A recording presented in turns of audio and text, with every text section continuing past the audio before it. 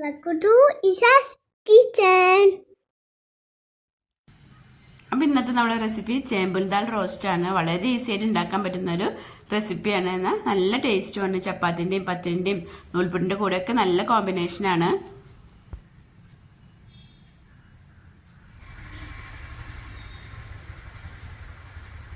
ചേമ്പിൻ്റെ ഇല കൊണ്ടുള്ള റെസിപ്പി ഞാൻ മുന്നേ അപ്ലോഡ് ചെയ്തിരുന്നു കേട്ടോ.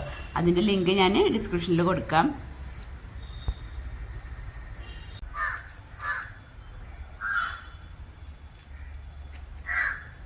ചേമ്പും തണ്ടും കൊള്ളിയും അതുപോലെ ചേമ്പും തണ്ട് വെറുതെ പരിപ്പിട്ട് വയ്ക്കാം. ചേമ്പും തണ്ട് നമ്മൾ കഞ്ഞിവെള്ളത്തിൽ ഉണ്ടാക്കാം, അതൊക്കെ നല്ല ടേസ്റ്റാണ്.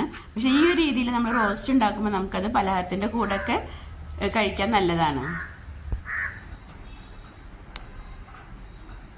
അപ്പോൾ ചേമ്പന്താൾ റോസ്റ്റ് ഉണ്ടാക്കാൻ വേണ്ടി ഞാനിവിടെ 8 ചേമ്പന്താൾ എടുത്തിട്ടുണ്ട്. ഇനി നമുക്ക് തൊലിയൊക്കെ കളഞ്ഞതിന് ശേഷം ചെറിയ പീസാക്കി ഒന്ന് കട്ട് ചെയ്തെടുക്കാം.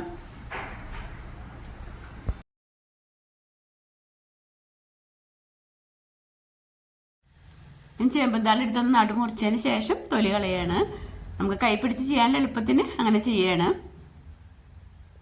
നമുക്ക് ഈ ഒരു രീതിയിൽ തൊലി കളഞ്ഞെടുക്കാം. അതേപോലെ എല്ലാതും തൊലി കളഞ്ഞതിന് ശേഷം നമുക്കൊന്ന് കഴുകിയിട്ടാണ് ഞാൻ ചെറിയ പീസായിട്ട് കട്ട് ചെയ്യണത്.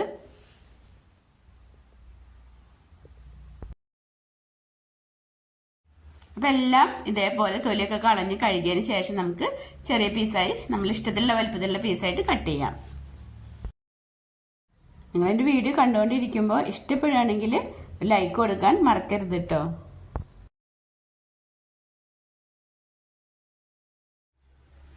അപ്പോൾ ഇനി ചേമ്പന്താൾ റോസ്റ്റ് ഉണ്ടാക്കാൻ വേണ്ടി ഞാനൊരു പാൻ അടുപ്പത്ത് വെച്ച് അതിലേക്ക് വെളിച്ചെണ്ണ ഒഴിച്ചു കൊടുക്കുകയാണ്. ഇനി വെളിച്ചെണ്ണ ചൂടായി വരുമ്പോൾ നമ്മൾ കട്ട് ചെയ്ത് വെച്ചിട്ടുള്ള സവാള, ഞാനിവിടെ മീഡിയം സൈസിലുള്ള 8 സവാളയാണ് എടുത്തിട്ടുള്ളത്. അത് നമുക്ക് അതിലേക്ക് ഇട്ട് കൊടുക്കാം.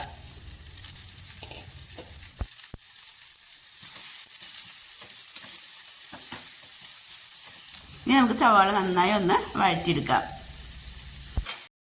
ഇനി നമുക്ക് ആവശ്യത്തിനുള്ള ഉപ്പ് ചേർത്ത് കൊടുക്കാം. ഈ ഒരു കറി ഉണ്ടാക്കുമ്പോൾ ഈ ഉള്ളി വഴറ്റിയെടുക്കുന്നത് മാത്രമല്ല നമുക്ക് കുറച്ച് സമയം എടുക്കുന്നത്.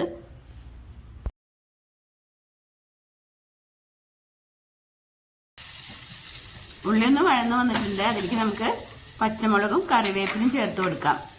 ഞാനിവിടെ 5 പച്ചമുളക് എടുത്തിട്ടുണ്ട്. അതും കുറച്ച് കറിവേപ്പിലും ചേർത്ത് കൊടുക്കുകയാണ്.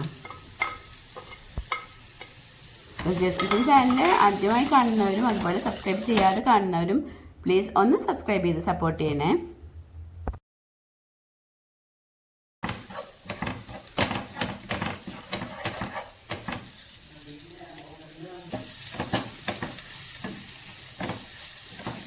സവാളൊക്കെ ഒരുവിധം വഴന്നു വന്നിട്ടുണ്ട്. അതിലേക്ക് ഇനി നമുക്ക് 1 ടേബിൾ സ്പൂൺ ഇഞ്ചി വെളുത്തുള്ളി പേസ്റ്റ് ചേർത്ത് കൊടുക്കാം.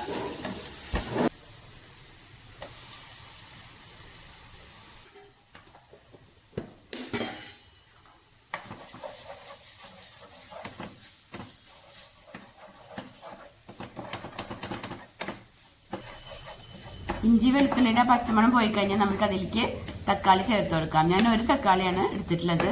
ചെറിയ പീസായി കട്ട് ചെയ്ത് നമുക്ക് ചേർത്ത് കൊടുക്കാം.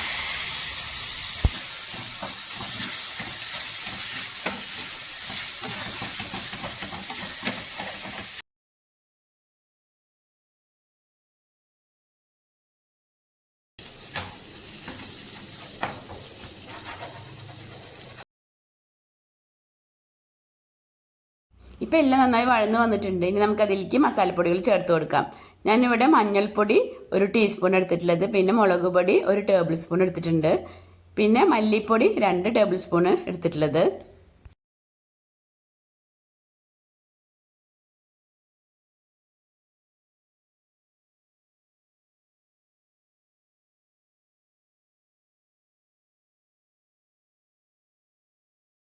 ചേമ്പന്താൾ കട്ട് ചെയ്ത് വെച്ച് കഴിഞ്ഞാൽ കുറേ ക്വാണ്ടിറ്റി ഉണ്ടാവും കേട്ടോ. അപ്പോൾ അതിൻ്റെ ഒരു അളവനുസരിച്ച് നമ്മൾ മസാലപ്പൊടികൾ ഉപ്പൊന്നും ചേർക്കരുത് കേട്ടോ. ഇത് ആദ്യമായിട്ട് ഉണ്ടാക്കുന്നവർക്ക് വേണ്ടി പറയാണ്. ഇനി അതിലേക്ക് നമ്മൾ കട്ട് ചെയ്ത് വെച്ചിട്ടുള്ള ചേമ്പന്താൾ ചേർത്ത് കൊടുക്കാം. ചേമ്പന്താൾ കുറേ ഉള്ളതുകൊണ്ട് തന്നെ അതിലേക്ക് ഒന്നിച്ചിട്ടാൽ ഇളക്കാൻ പറ്റില്ല. അപ്പോൾ ഞാൻ പകുതി ഇട്ട് ഇളക്കി ഒന്ന് ചൂട് കൊണ്ട് കഴിഞ്ഞാൽ അതൊന്ന് താഴ്ന്നു വരും. ആ സമയത്താണ് ബാക്കി ചേർത്ത് കൊടുക്കുന്നത്.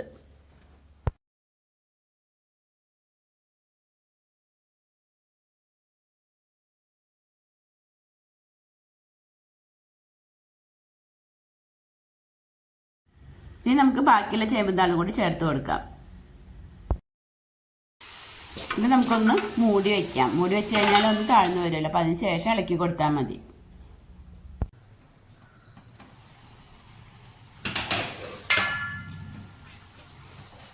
വലിയ പാത്രമൊക്കെ നമ്മൾ എടുത്തു കഴിഞ്ഞാൽ അത് വെന്ത് കഴിഞ്ഞാൽ അതിൻ്റെ അടിയിലേക്ക് കുറച്ചേ ഉണ്ടാവുള്ളൂ. അപ്പോൾ നമ്മൾ ഈ ഒരു രീതിയിൽ അത് മൂടി വെച്ച് ഒന്ന് താഴ്ന്നു വരുമ്പോൾ ഇളക്കി കൊടുത്താൽ മതി.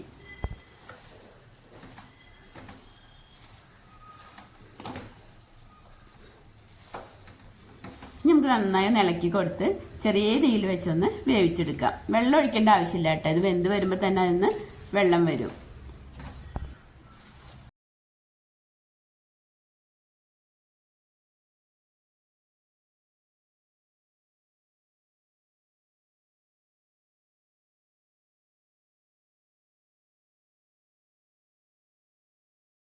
ഇപ്പോൾ ചെറുതായിട്ട് വെന്തിട്ടേ ഉള്ളൂ. ഇനി നമ്മൾ മൂടി വെച്ച് അതിന് വരുന്ന വെള്ളം കൊണ്ട് തന്നെ അത് വെന്ത് കിട്ടും.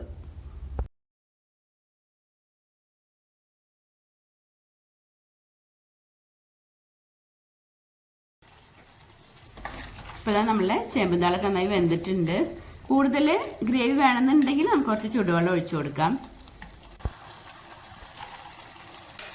അപ്പോൾ നമ്മൾ ചേമ്പുംതാൾ റോസ്റ്റ് ഇവിടെ റെഡി ആയിട്ടുണ്ട്. നമുക്ക് ഫ്ലെയിം ഓഫ് ചെയ്യാം.